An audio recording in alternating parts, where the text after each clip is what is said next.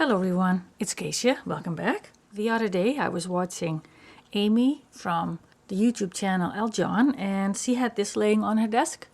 So I figured I was gonna make a few and I will show you how it's done. So what you need is a variety of threads and yarns.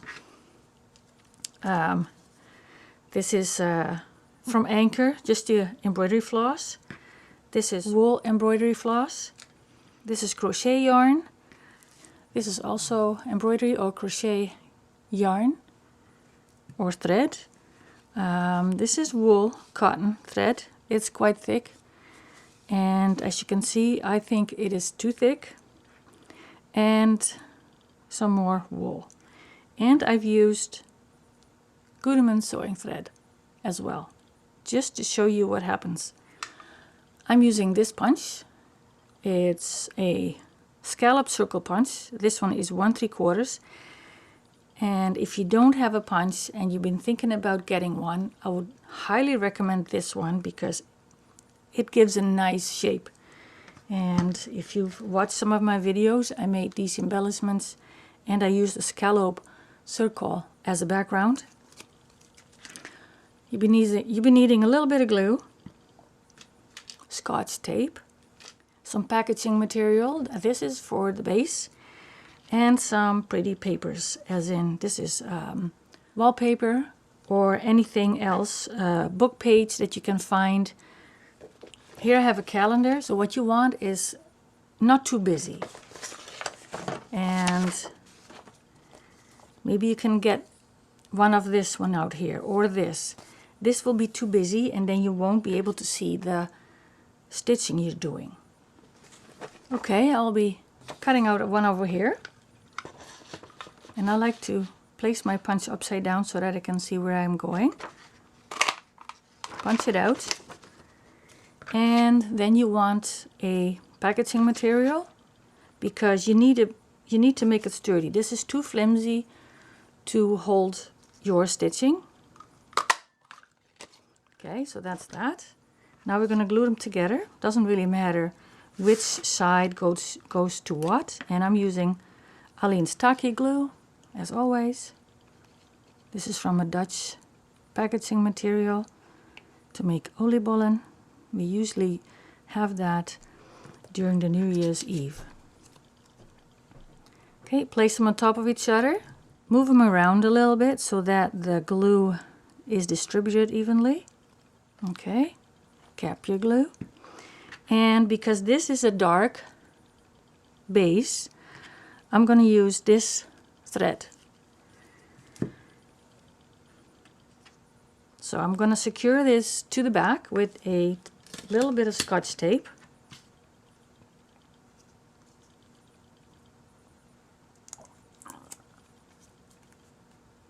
And as you can see over here, if you see this line here, it has 3 scallops in between. Now if you look here, it has 4 scallops in between. And this one has 5 scallops in between. So it's a matter of what you like the look of. And I'm going to go with 4. So unravel a little bit of your yarn. Doesn't matter which way you go. So I'm going 4. Okay, well that was not glued well together. And I'm actually doing this backwards. Should have done it the other way around. And it's as simple as this, as winding your thread or yarn or what you have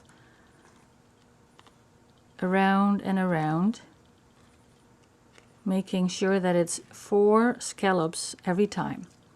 So, and you know when you're done, when every indentation has 2 threads. So here is one that has still 1, so we'll fold it over here, and then this one goes here, and we tie it off by using your scissor.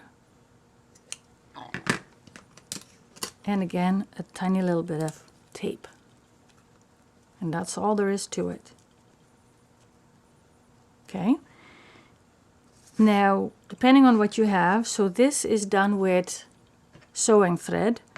This is one wrap. Here I wrapped 2 times and then I moved over. And you want to do 2 right away and not 1 all around and 1 around again, because then you might lose track. And here I've used 3. Okay. Just so that you can see the density of it. And if you want a little lacy feel, this looks very lacy, very delicate. This looks a little bit more sturdy, and this almost looks a little too. Now, as you can see, I have some crochet or knitted yarn, wool. This is cotton. This is quite heavy, and as you can see, it is a quite heavy piece here. For this, I've used the full strand. So this is 6 strands of embroidery floss that I've used here. You could split it. So here I have the embroidery wool, and this is the full strand, and it has four strands in it. So I'm going to split it. So I have 2 strands here, and I will do this on, yeah, I had one backed already. Get a piece of tape, secure my wool, and 1, 2, 3, 4. We'll do 4 so that we can compare. 4, 4, 4.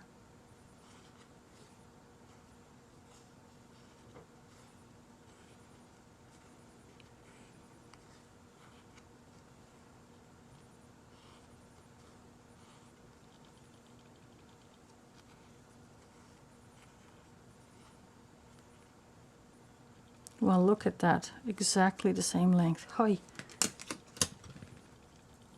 And tape it in place. We'll clip the end off because I don't want it to show on the front. So this is the comparison between 4 strands and 2 strands. And now we can glue this or attach this to a page or to a card or anything you like. So that was it for today. Easy, quick tutorial, little craft with me. We'll talk to you next time. Bye.